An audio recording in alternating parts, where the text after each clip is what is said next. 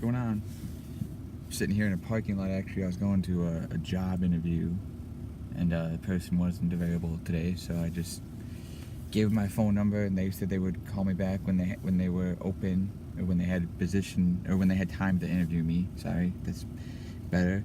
But I've been wanting to do this video. I don't know why I'm so close to the camera. I've been wanting to do this video for a while now, actually, about an Uber passenger that I had a while back. It was maybe a couple weeks ago. I I do Uber Eats and UberX, and sometimes on the app I'll just do delivery or UberX. Like I might do UberX at night after like 10 o'clock because I really don't want to deal with McDonald's and waiting to drive through for 45 minutes for them to get an order ready when it's shouldn't take that long. And right now Grubhub, I have to get an issue resolved with them. I emailed them all my stuff, my insurance and my registration, everything. I'm just waiting to hear back from I think my driver specialist or someone from Grubhub to email me back saying I'm good to go. So I'm not really doing Grubhub right now. I'm just doing DoorDash and Uber Eats for now. So this was an UberX passenger that I picked up, and it was at a bar pretty close to my house, maybe like 3 minutes from my area. And I wasn't home. I think I just left work actually, and I was heading east towards the city of Chicago. And I'm roughly about 25 miles from the city of Chicago. I don't want to give away my exact location, but you can kind of figure out if you pull up Google Maps, you can figure it out. So anyway, I'm driving towards the city, and I wasn't really going to the city. I was just kind of going east because I figured, hey, I'll go east because it'd be easier. There's some bigger, or not, there's some nicer towns out that way that are, that people have money and they're gonna need rides, because they've got nice cars and they don't want to drive their nice cars all over the place. And so I finally get this request for a ride, and as I'm getting there, I realized that it was a bar that was it used to be called another bar, and then they closed it and they reopened it and they rebranded or renamed it.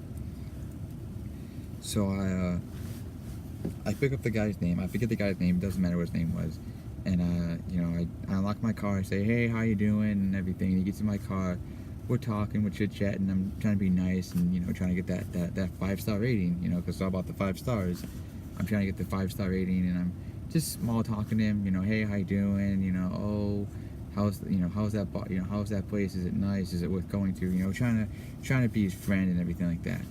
So I see he wants to go about 15-20 minutes south, and the area that I know, or that I work in, I know pretty well because it's I've lived here or there my whole life, so I really don't need GPS to kind of get around. But I still pay attention to it. I still listen to it because I don't want to just ignore it and then have the passengers get all mad. So I pick him up, and after I get done talking to him, there's not a lot of conversation. It's just kind of silence, and I really didn't care at that point. I was like, whatever. So this is where it gets weird. So he's sitting back, like directly like right over here, like not directly behind me, but the other side of me. So he asks me if I'm on heroin, and I was like, no, sir, I've never even touched that stuff. I don't even know what it looks like. And I say, no, why do you say that? He's like, oh, well, you're nodding off to sleep. And I'm like, okay, whatever. Like, I have like, a soda, like a Dr. Pepper or tea before I even got in, before we even got online. I didn't say that, but I'm thinking it like in my head, like, hey, I've got enough caffeine, I'm good. So I was trying not to like lose my composure. I was like, just stay cool, dude. It's fine, whatever. So I think I said sorry. I was like, oh, I'm sorry about that, and trying to like grip the wheel better and just stay straight and everything like that. Because I was kind of off a little bit, but not like crazy, like all over the place, like texting and driving. I met her across the line maybe like once, but we all do that, So anyway, after that, he oh, I was going like this. I was like touching my hair, and he asks me what's wrong with my head. I say, oh, nothing's wrong with my head. I do that from time to time. I don't know why. It's a habit that I have, and it's a really bad habit, and I've been trying to break that habit. So I don't really let it get to me. And then he asks me. Now, granted, I'm in the left lane. He asks me, just pull over, and I go, excuse me. He's like, oh, can you just pull over? And I was like, okay. So I'm in the left lane. So I go all the way to the right, and then the right, I go kind of like this, to get over. And I put my car in park. And this is, I turned to him, and my glasses were off at this point. So, my eyes are like this. So I turn to him, and I say, okay, you're all set. And he goes, no, see, even your eyes are all cross-eyed. And I said, he says, oh, no, your eyes are all cross-eyed. So I tell him, well, I have a lazy eye, and which I do, and that's why I wear glasses, to keep my eyes in focus. And I told him, hey, I have a lazy eye, and, I wear glasses to keep my eyes in focus. His response was the most rude thing you could ever say. I'm not buying that. I'm not buying that at all. So I said, okay, get out of my car. And I collected my money, and I gave him a 1-star rating, and I drove off. And I think I told him, like, hey, you're a dick or something like that, as I drove off, because I knew I was never gonna see that guy again. And I shouldn't have said that, but I was kind of like, dude, like, you're gonna tell someone that, you're gonna make fun of someone because they have, a vision problem the whole life. And I mean, I've had, my eyes are fine. I can see without them. I mean, if I take these off right now, I can see perfectly fine. But I wear these to keep my eyes in focus. But I mean, I've had a lazy eye ever since I was like 3 or 4 years old. So I mean, I've worn glasses almost my whole life. And I just kind of thought, that's kind of like a rude thing to say to someone, that you don't believe that they're telling the truth and everything like that. And it kind of rattled me a little bit. And I just went offline and just went home, and I was like, you know what, hey, I'll let it kind of cool off.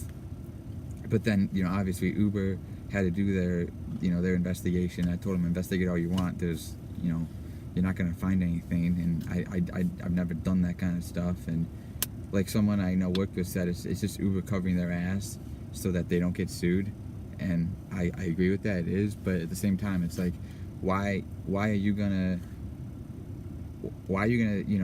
say something to someone about that? It's like it's like they always say, if you don't have anything nice to say, don't say anything at all.